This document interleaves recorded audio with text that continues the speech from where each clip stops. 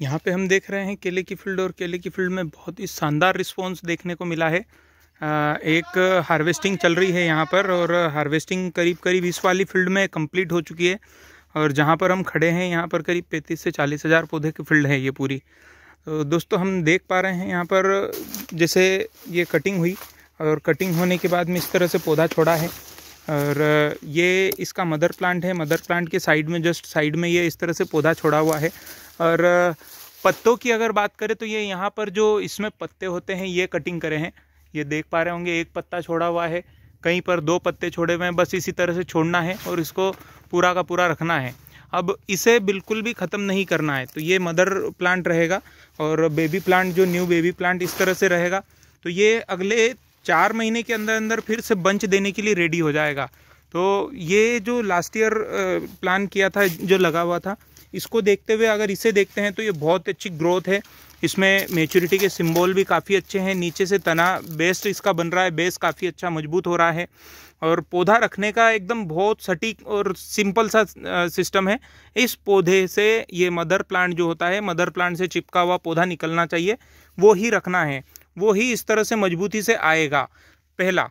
दूसरा, यहाँ पर एक और विशेष ध्यान रखना है कि जिस तरह से ये पौधा रखा है और इसका जो मदर प्लांट है, इसके केवल पत्ते काटने हैं, और पत्ते भी ऊपर से करीब 2 से 3 पत्ते छोड़ने हैं, बाकी के पत्ते काट देने हैं। अगर इस तरह से प्लान कर लेते हैं तो एक सेकेंड वाली जो क्रॉप आने वाली वो बहुत अच्छा उत्पादन देगी, क्योंकि इसके अंदर जो स्टोरेज कैपेसिटी है वो धीरे धीरे रिलीज होगी, और ये वाला पौधा इससे लेता रहेगा। तो यहाँ पर अगर बात करें तो नेक्स्ट में जो फर्टिगेशन होते हैं वो फर्टिगेशन ना के बराबर हमें करने होंगे।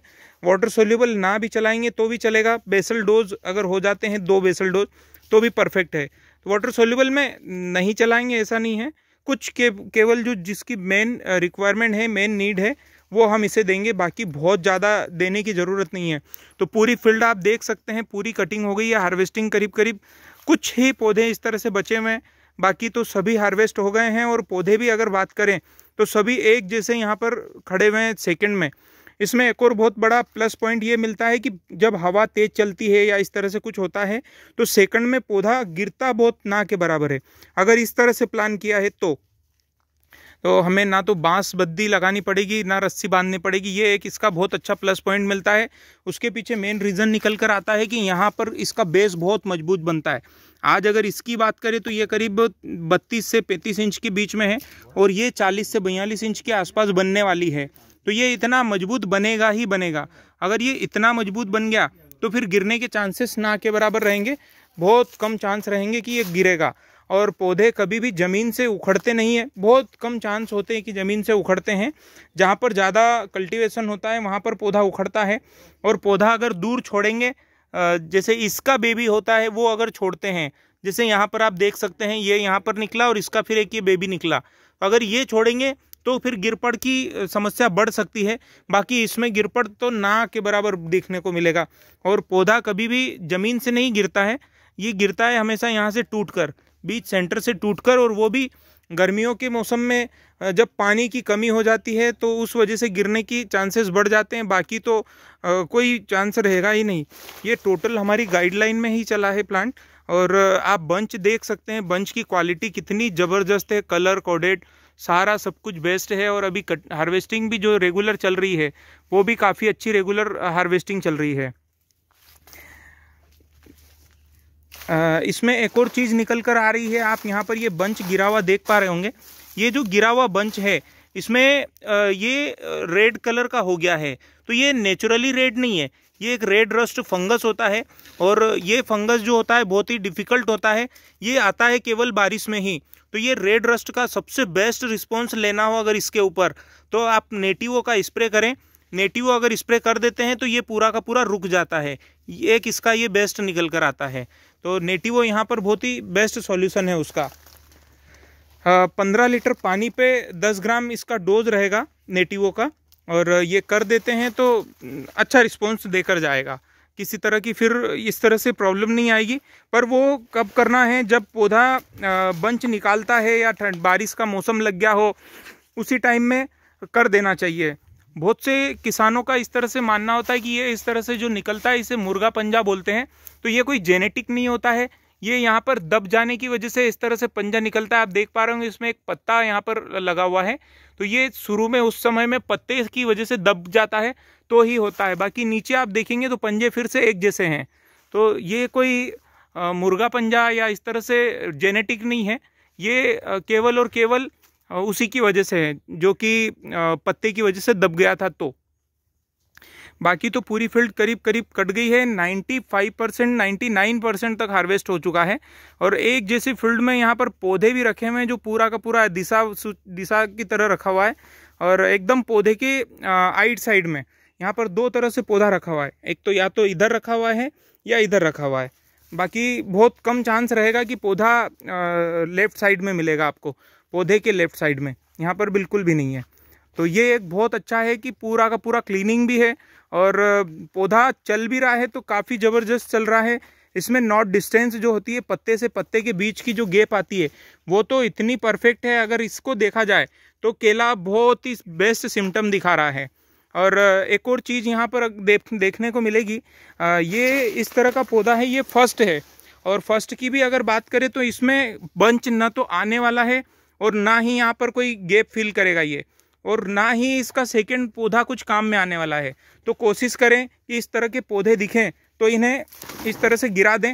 ये आज ही ख़त्म हो जाएगा तो ज़्यादा बेटर है।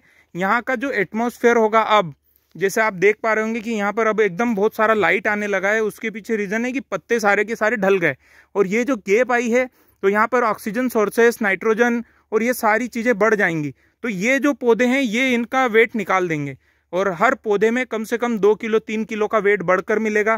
तो 10 पौधे हैं तो 30 किलो का वेट ऐसे भी निकल जाता है और इसे रखना नहीं चाहिए। ऐसे जितने भी पौधे हैं, जैसे एक पौधा ये यहाँ पर देखने को मिल रहा है, तो ये क्यों है ऐसा, इसके पीछे भी रीज़न है कि यहाँ पर सुअरों ने गैप फिल करवा दी थी, तो फिर गैप फिल बाद में हुआ और लेट होने की वजह से इसमें ग्रोथ नहीं आई। जब पहली बार में ग्रोथ नहीं आई तो सेकंड में तो बिल्कुल भी ग्रोथ नहीं आना है। तो कोशिश ये ही करना है कि बिल्कुल भी इसमें कोई फर्टिगेशन या कुछ भी नहीं करना है और इसे ऐसा का ऐसा उखाड़ कर यहीं पर डाल देना है। एक चीज़ और बेस्ट निकल रही है, यहाँ पर नाली है और बीच में यहाँ पर पूरा बेड बना हुआ है, फिर नाली है। तो ये 10 फीट पे नाली है और 10 फीट पे हर 10 फीट पे बेड मिलेगा। तो ये एक इसका बहुत प्लस पॉइंट में रहेगा। और एक और चीज़ है कि यहाँ पर जितनी भी कटिंग होती है पत्तों की या बंच की या केले की या जो भी कटिंग होती है वो पूरी की पूरी यहाँ पर कटिंग होकर रॉ मटेरियल यहाँ पर आता है। तो ये सीधा गलकर वापस से इस पौधे का भोजन बन जाता है। तो ये एक बहुत अच्छा होता है क्योंकि इसके अंदर अगर कहीं से भी आप इसको कट करेंगे तो वहाँ से पानी निकलता है। मतलब वो केवल हम सोच रहे हैं कि पानी होगा, पर वो बहुत बेस्ट न्यूट्रिएंट्स होता है। किसी भी वाइट कलर की ड्रेस या इस तरह का इसका एक बूंद भी अगर लग जाती है तो पूरा रेड ब्लड की तरह हो जाता है। तो कोशिश ये करना है पूरी की पूरी, जैसे आप यहाँ पर सफाई देख रहे हैं, इधर से उधर पूरा का पूरा यहाँ से वहाँ तक नीट एंड क्लीन है।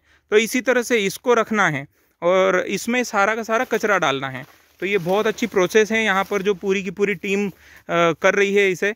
और साथ ही साथ यहाँ पर जो साइड टिलर आते हैं, ये जो मेन पौधा रख लिया है, इसके बाद इन टिलर को कटिंग करते रहें तो 2 से 4 बार कटिंग होगी, उसके बाद ये धीरे धीरे आना बंद हो जाएंगे।